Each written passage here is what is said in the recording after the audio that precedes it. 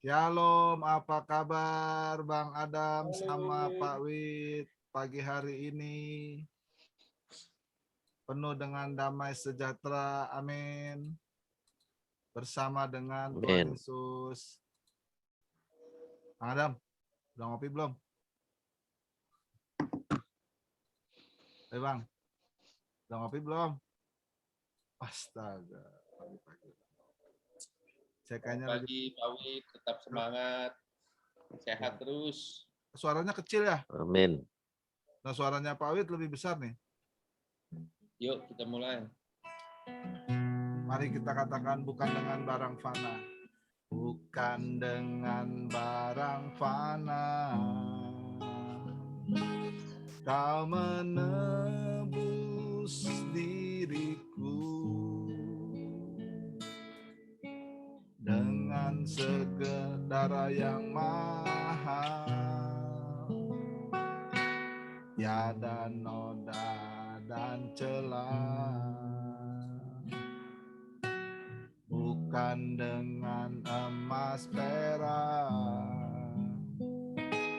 kau membayar diriku,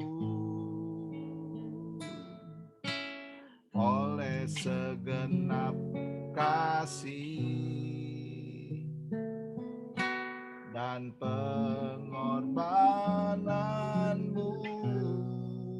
Ku telah mati, ku telah mati dan tinggalkan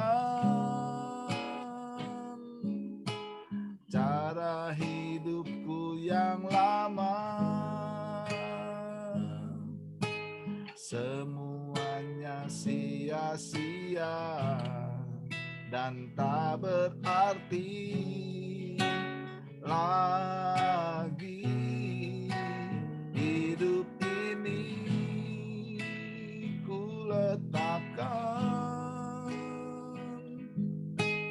pada mezbah-Mu ya Tuhan. Jadilah padaku seperti yang Kau ingini. Ya Bapa, inilah kerinduan kami bersama. Setelah ini Tuhan, bukan dengan barang fana Kau menebus diriku dengan darah yang mahal, dengan darah yang mahal, tiada noda dan celah.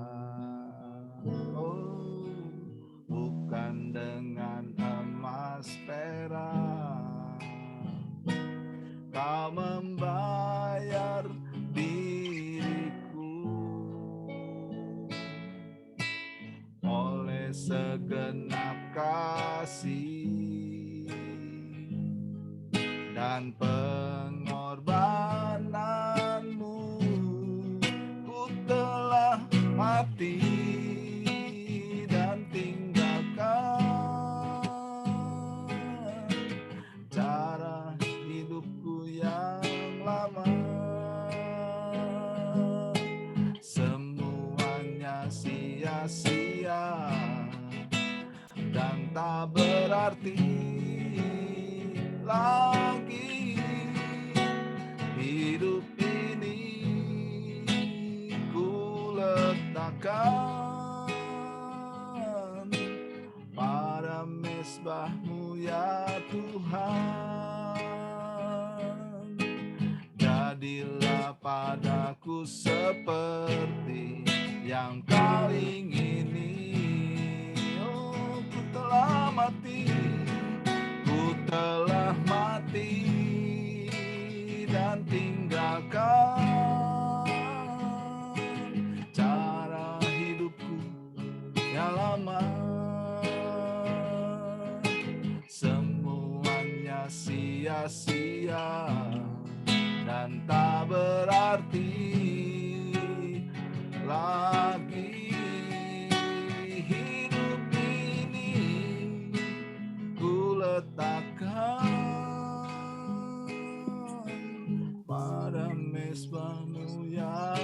Tuhan,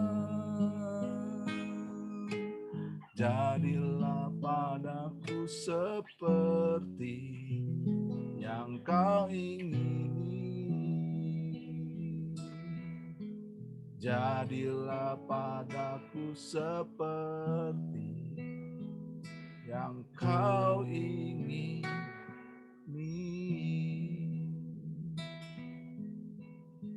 Oh, jadilah kehendak-Mu dalam seluruh hidupku, bukan kehendak-Ku ya Tuhan, tapi kehendak-Mu, rancangan-Mu, rancangan-Mu. Kau memberi rancangan damai sejahtera, masa depan yang penuh harapan. Kau tidak memberikan rancangan kecelakaan, tapi Engkau memberikan rancangan damai sejahtera.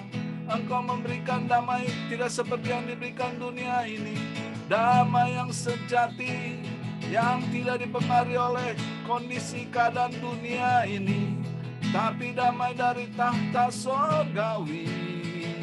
Terima kasih Bapa, saat pagi ini ku bawa tubuh jiwa roh nyawaku, ku bawa ke sungai-Mu, ku bawa ke mezbah-Mu.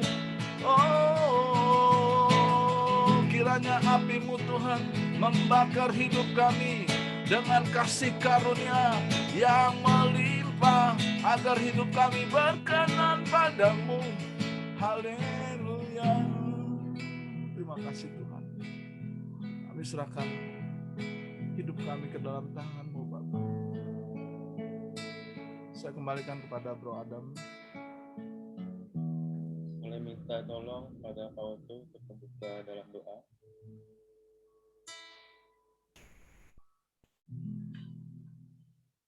Terima kasih Tuhan,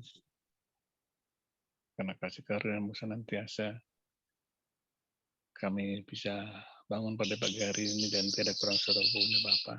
Terima kasih kami mengucap syukur buat keberadaan kami pada pagi hari ini Tuhan Yesus.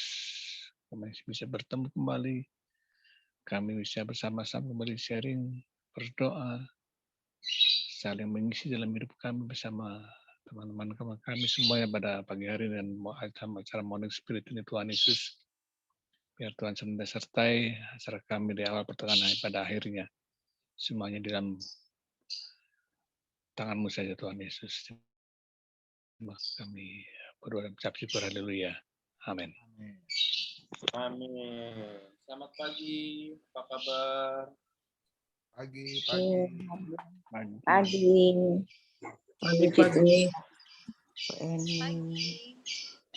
Pak Adam, Pak Otto, Pak Yos, Sharing. Bu Tabita, Bu Farida. Bro Langsung Adam, jadi nih Bu Lisa. Bro Adam suaranya agak kecil Pagi Bro Adam. semua. Pagi Bu Santi. Pagi juga semuanya. Pagi semuanya. Ya pagi semuanya. Puji Tuhan. Nanti bantu dalam doa, Pak Wid lagi tidak terlalu fit. Suaranya kurang kenceng kok Yos. Oh, suaranya kok kurang kencang ya? Iya. Nanti bantu dalam doa, Pak Wid juga saat ini lagi kurang begitu fit. Jadi ya nanti doakan. Ya, suara Bro Adam tadi juga kecil perasaan ya? Iya kecil semua ini. Coba, Bro Adam. Lagi, memang kayaknya jaringannya mungkin. Jaringan ya. Iya jaringan sih. Oke. Nah, sekarang nih bagus. Ini rohnya sudah nyatu sekarang. Oh, Karena melihat teman-teman semua di sini. begitu Semangat ya. jadi ya Pak. Jadi semangat. Saya persilakan langsung pada hambanya Pastor Yosua. Hari ini kita tukeran sama Bapak hambanya Bapak Pendeta Otto Pamora. Silakan Pak. Ya. Iya, ingat aja Pak Yosua nih. Terima kasih semuanya buat teman-teman semuanya, Bapak Ibu yang terkasih.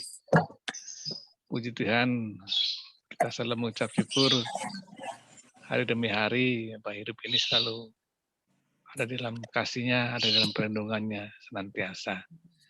Kalau kita boleh ada sebagaimana kita ada pada pagi hari ini, semuanya karena kasih Tuhan begitu besar dalam hidup kita.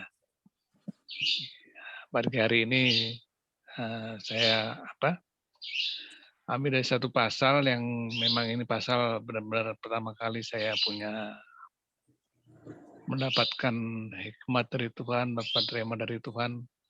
Pertama kali saya mengenal Tuhan dengan begitu baik. Memang ini pasal yang begitu banyak yang kita sudah tahu semuanya, pasti mengenalnya semuanya.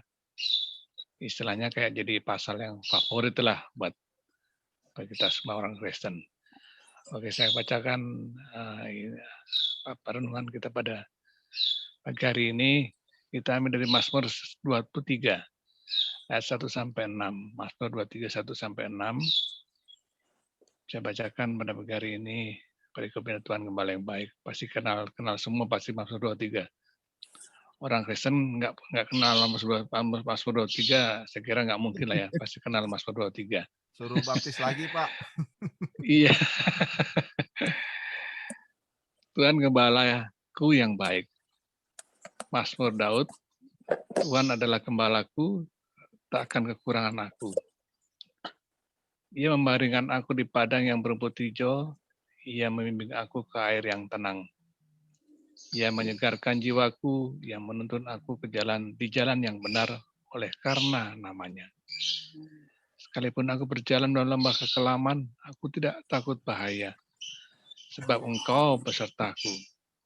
Gadamu dan tongkatmu itulah yang menghibur aku. Engkau menyediakan hidangan bagiku di hadapan lawanku.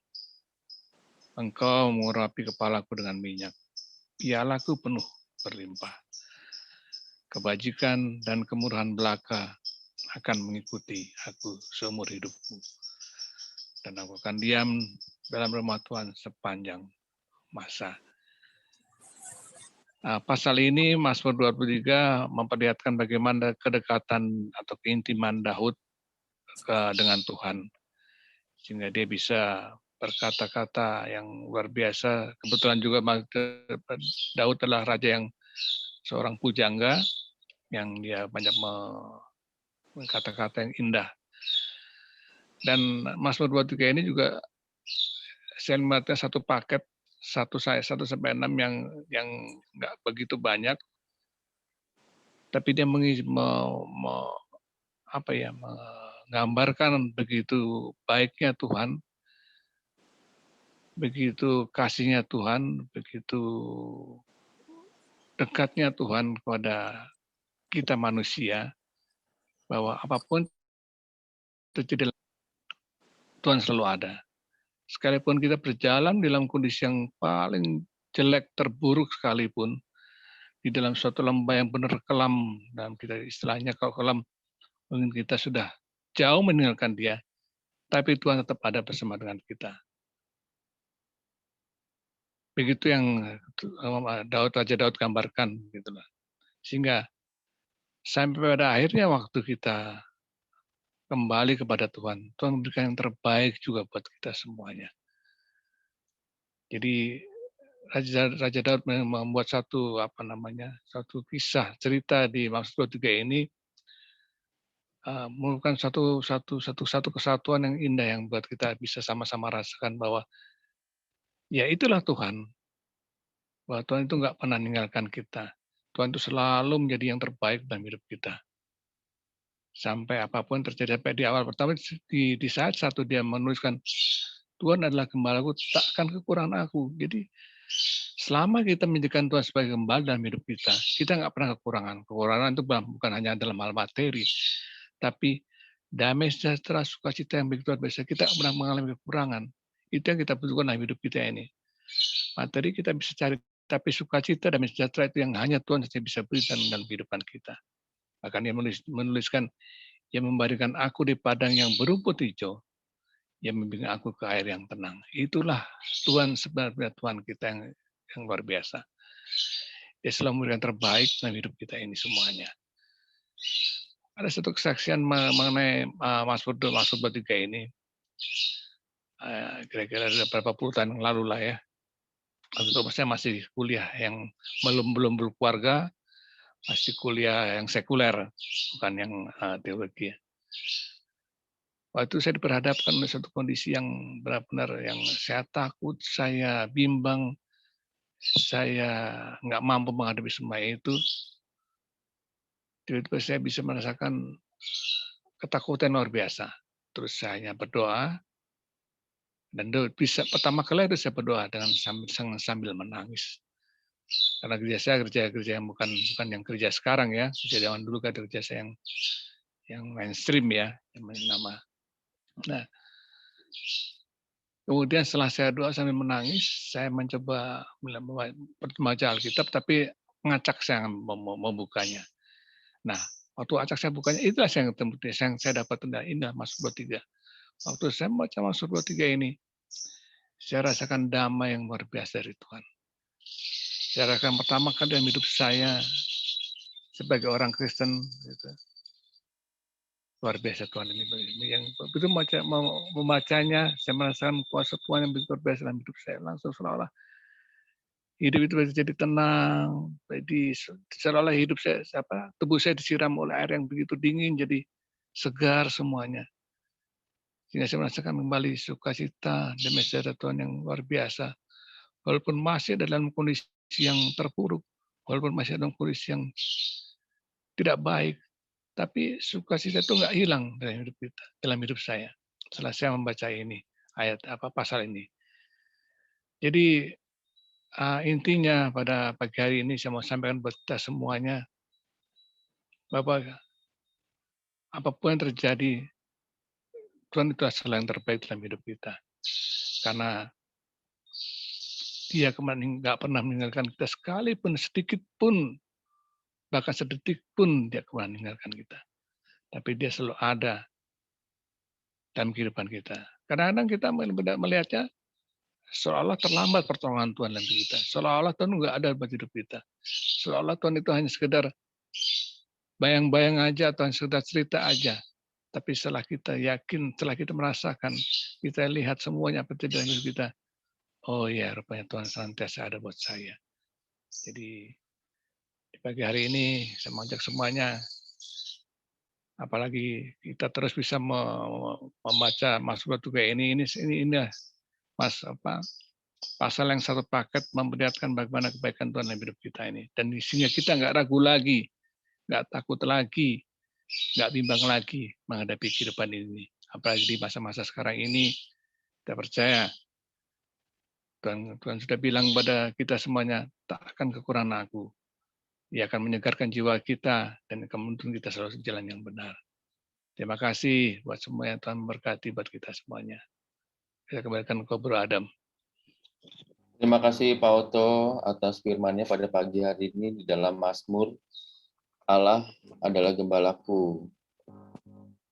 Nah, mungkin dari teman-teman ada yang ingin menambahkan atau membagi tentang kehidupan di mana kita tidak boleh takut karena kita mempunyai Allah yang luar biasa. Saya persilakan bagi teman-teman yang ingin menambahkan. Ya, Bapak Ibu Saudara yang dikasih Tuhan, inilah pengalaman-pengalaman hidup kita sehari-hari ya, bahwa tidak lepas walaupun kita orang percaya, orang Kristen, kita bisa bukannya pasti atau wajib, tidak, tapi semua orang beda-beda. Cuman bukan berarti kita bebas dari persoalan, bebas dari kesulitan, bebas dari tekanan, bebas dari jalan-jalan yang sulit terjal, karena diri kita juga rapuh ya. Tapi Mazmur Daud sudah menuliskan dengan sangat apik sekali bagaimana Tuhan itu berperan sebagai gembala. Nah, biasanya yang sulit itu ketika kita mengalami hal yang di luar dugaan, yang tidak sesuai dengan harapan, bahkan kita rasakan itu terlalu berat buat hidup kita gitu. Pada detik itu kita merasa seolah-olah hidup ini begitu gelap, seperti jalan buntu gitu. Padahal kan Tuhan ada di situ. Nah, sekarang bagaimana dengan pengalaman saudara sehari-hari dalam kehidupan ini bersama dengan Tuhan? ketika melewati saat-saat yang sulit sekalipun, bagaimana saudara dan saya merasakan, mengalami Tuhan itu. Atau bagaimana kita bisa melihat seperti Ibrani katakan, mata memandang kepada dengan iman, mata memandang kepada Kristus. Silakan Bapak Ibu, mungkin ada pengalaman-pengalaman khusus lagi yang bisa dibagikan seperti itu.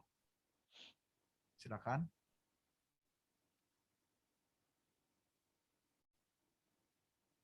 Bu Santi, ada Bu Santi? Makasih Pak Yos waktunya. Santi coba ya, Ya. mau menambahkan yang pengalaman Santi saat ini. Di Mazmur 23 ini yang di ayat 1-nya, Tuhan gembalaku yang baik, Mazmur Daud. Tuhan adalah gembalaku, takkan kekurangan aku. Di sini saya masih bersyukur ya. Walaupun pandemi ini yang dilewati kan banyak orang-orang ini. Saya sedang training 3 hari ini terakhir itu Satgas Mekar, satuan tugas untuk melayani orang-orang, keluarga-keluarga yang anak remaja dan keluarga. Itu banyak sekali yang saya dapat di situ. Kita masih bersyukur ya. Di Zoom ini saya rasa kita Tuhan pelihara kita. Di situ banyak sekali kasus-kasus yang kita temui. Kasus anak-anak, kasus keluarga yang selama ini pandemi ini udah setahun lebih ya. Itu banyak sekali loh. Sedih ya, yang sakit itu banyak juga yang tidak punya biaya, walaupun punya BPJS kan tidak mengcover semuanya. Itu puji Tuhan lah, ada yang kita bisa bantu dari tim kita, dari SOS itu. Kalau mereka memang perlu biaya, kita kasih biaya. Dia butuh darah, kita usahakan darah. Dia butuh doa, kita dukung doa. Saat ini kan pandemi, kita nggak bisa keluar masuk rumah sakit, jadi kita serahkan ke panitia yang teratas gitu loh, yang mereka bisa ke rumah sakit, ada akses ke sana. Terus sama yang keluarga ini, yang keluarga yang sekarang kan, ya kita bisa tahu ya, ada yang Tuhan berkati dalam pandemi ini, ada Tuhan yang tutup berkat mereka. Itu banyak sekali KDRT, banyak sekali mereka tuh cerai. Karena kita tidak tahu, kalau kita masih nggak ada pandemi ini, kita bisa kunjungan. Nah, kita bisa datang, jadi kita tahu tuh apa jemaat-jemaat kita, orang-orang kita, walaupun siapapun yang kita bisa tahu, itu bisa kita minimal kita berdoalah untuk mereka, untuk merangkul mereka. Kasus anak-anak remaja yang sekarang mereka yang sekolah anak-anak itu kan di rumah. Kita nggak tahu tuh seharian mereka di rumah, terus di rumah dan di rumah. Hanya HP yang mereka pakai seharian kadang-kadang. Saya juga ponakan saya juga saya lihat tuh sampai bisa seharian mereka tuh kan sekolah lewat daring ini. Kalau dia di sekolahan mungkin dia bisa sosialisasi dengan teman-temannya. Ini hanya sendirian. Itu kita juga punya keluarga. Saya minta untuk misalnya punya cucu, anak yang masih sekolah, keponakan atau siapa, kita tuh harus bantu untuk masuk ke dalam mereka, tuh kita harus rangkul mereka. Ini banyak kasus yang bunuh diri, kita kan nggak tahu karena tidak diekspos. Karena saya ini kemarin training inilah saya tahu bahwa banyak kasus-kasus yang kejadian itu kakak beradik mereka bisa saling tengkar. Ini ada satu yang sampai bunuh diri terus dia ke psikiater terus tanya ke dokter ini, kakak saya bisa bunuh diri, saya juga bisa bunuh diri katanya gitu. Kenapa saya tidak bisa? Katanya Tuhan itu sekarang udah kayaknya sepertinya udah tidak melihat itu loh. Jadi kita masih bersyukur lah, masih Tuhan kasih kita bisa, roh kita tuh masih dipimpin sama Tuhan. Kita selalu dekat dengan Tuhan. Apapun masih berkecukupan, disediakan makan, tidur, disediakan. Jadi pikiran, roh dan pikiran kita masih Tuhan pegang terus. Itulah yang mungkin bisa saksikan supaya kita berjaga-jaga dengan lingkungan kita juga, kita bantulah untuk mereka juga gitu. Terima kasih. Semoga ini menjadi berkat buat kita semua. Amin. Makasih Pak Yos waktunya. Amin. Amin. Terima kasih Bu Santi. Nah, di sini saya mau coba untuk mengerucutkan pembahasan kita pada pagi hari ini mengenai Tuhan adalah gembalaku. Di mana sosok Yesus itu pada zaman itu menjadi gembala, dan implikasinya kepada kehidupan kita saat ini itu kita harus menggembalakan juga. Terdapat di dalam Yohanes 10 ayat 11 di mana Yesus menampilkan diri dalam masyarakat pada saat itu sebagai sosok yang mengayomi, yang care gitu sama murid-muridnya, sama sesamanya. Nah, di dalam Yohanes 21 juga berkata, gembalakanlah domba-dombaku.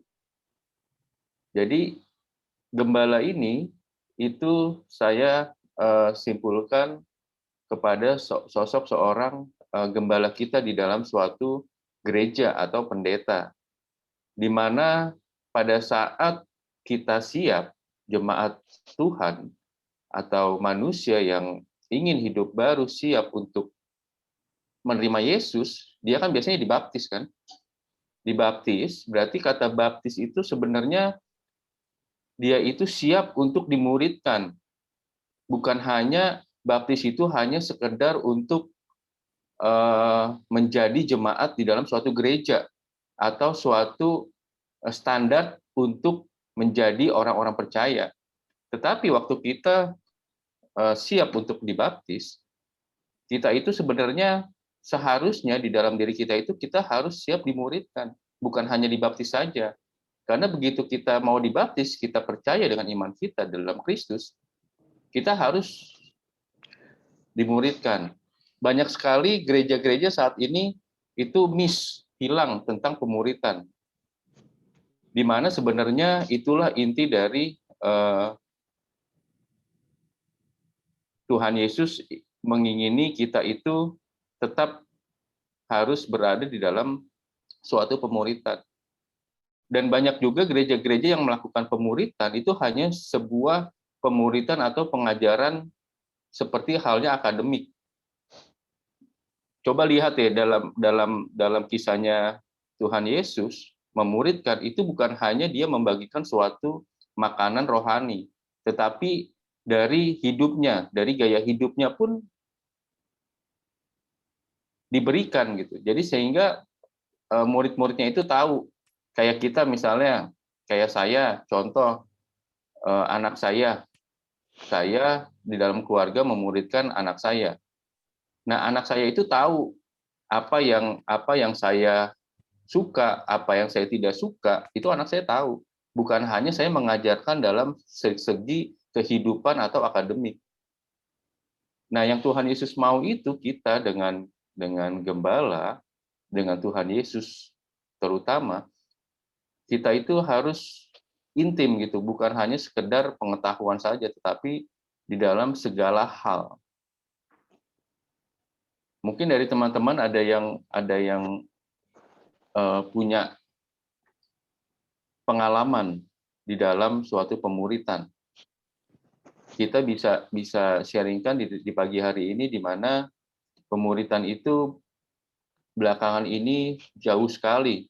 Banyak teman-teman saya dari gereja-gereja lain juga ternyata membicarakan dan mengatakan hal yang sama, di mana di dalam gereja itu pemuridannya belakangan ini mulai kendor, mulai tidak ada.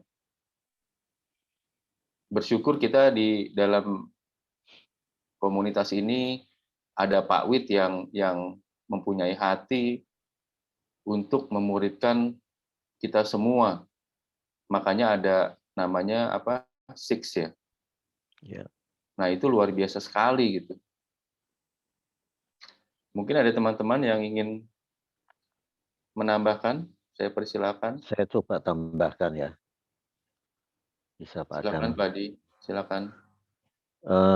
Kalau lihat dari Mazmur 23 tadi dikatakan mula-mula kita semuanya sudah fasih, sudah paham, sudah ngerti bertahun-tahun kita dengar. Tapi kalau kita melihat kenyataannya, sepertinya kita kurang percaya pada Tuhan itu. Karena dikatakan di sini Tuhan adalah gembalaku, takkan kekurangan aku. Tapi kita merasa kekurangan aja dalam setiap harinya. Ini seperti orang yang tidak percaya pada Tuhan. Walaupun kita ini bukan orang kaya atau orang berada, tapi pasti Tuhan cukupkan dalam kehidupan. Kita harus berpadanan dengan ini semuanya. Karena itu kita mesti harus mengerti apa yang Daud katakan. Yang Daud katakan adalah pengalamannya dia. Kalaupun di dalam lembah kekelaman, walaupun dia berhadapan dengan musuh dan lain sebagainya, tidak ada rasa khawatir, tidak ada rasa apapun juga. Nah, kita memang harus demikian menghadapi segala persoalan, tidak lebih terus cepat-cepat mau mengatakan, aduh berat ini apa dan lain sebagainya, kayak orang kebingungan. Kalau Yesus ada di dan sekitar kita pada saat kita mengalami seperti itu, pasti Yesus juga menghardik seperti menghardik murid-muridnya. Kamu itu kurang percaya. Pasti bilang kayak gitu. Karena itu bagi kita semuanya, mari di dalam situasi-situasi seperti apapun, kita mencerminkan orang yang tidak pernah goyah. Yaitu kita tetap, memang kalau pengalaman saya banyak, tapi pengalaman dalam kejahatan saya dulu. Kalau kejahatan saya lakukan, itu pasti ada tekanan yang luar biasa, ancaman yang dahsyat sekali, itu saya rasakan. Tapi saya tidak ngerti Tuhan, saya tidak ngerti kebaikan Tuhan dan lain sebagainya. Yang setahu saya berbuat jahat dan diancam kiri kanan, semuanya ngancam saya, tapi tidak pernah saya pengen bunuh diri, nggak pernah. Saya cuma diam. Kalaupun kau mau bunuh saya, bunuh. Mau masukin saya di penjara, masukin saya di penjara. Saya cuma gitu aja. Tapi tidak pernah saya stres sampai jungkir balik. Enggak pernah. Sedangkan saya tidak mengenal Kristus seperti sekarang. Ya. Dulu saya tidak ngerti Kristus itu bagaimana. Tapi saya bisa seperti itu. Jadi apapun yang terjadi pada saya, terjadilah. Sehingga apapun juga saya punya harta dulu, tidak pernah saya itu mengatasnamakan diri saya. Selalu saya atasnamakan orang dan saya tidak pernah memiliki itu semua. Itu terjadi aneh. Nah, ternyata itu Tuhan persiapkan sampai sekarang ini. Oh, jadi persiapan dulu saya jahat di sana itu. Tuhan ikut campur. Saya minta maaf, lip service terus minta maaf. Tapi berbuat. Minta maaf, berbuat. Minta maaf, berbuat. Ya udah, pasti saya akan seperti bumi runtuh. Tapi ya udah, saya diem aja. Mau diapain. Tapi ternyata itu satu pengalaman yang luar biasa. Sampai sekarang ini saya menghadapi saya itu merasakan stres gitu, nggak pernah. Betul-betul saya tuh ya udah adanya ini. Kalau nggak bisa makan, ya udah nggak makan. Ya gitu. Namanya puasa itu. Kalau nggak makan itu puasa. Tapi memang anak cucu saya, istri saya, itu kan jungkir balik kalau seperti itu. Sehingga mereka protes sama saya dan lain sebagainya. Tapi saya diem aja. Tapi Tuhan ternyata luar biasa. Terus saja turut campur. Apalagi pada saat sekarang saya menjalankan yang dikatakan Pak Adam itu. Apa saya sekolah? Nggak pernah sekolah saya. Apalagi sekolah Alkitab. Enggak pernah sama sekali. Kok saya berani aja. Asal berani. Ternyata Tuhan tuntut. Dan tiba-tiba saya itu diberi apa ya, setiap baca firman itu langsung jeblos di otak saya. Firman masuk di otak saya. Pada saat saya butuh keluar semua firman itu. Luar biasa, keluar. Nah itu Tuhan kita. Kalau kita yakin itu tidak perlu kita khawatir, tidak perlu kita mengeluh. Ya kan? Memang Yesus pun mengeluh menghadapi dunia ini, betul. Tapi dia mengajarkan kalau kita hidup di dalam roh, artinya hidup di dalam kebenaran. Artinya kalau kita ini sadar kita warga surga, ayo kita berkelakuan sebagai warga surga.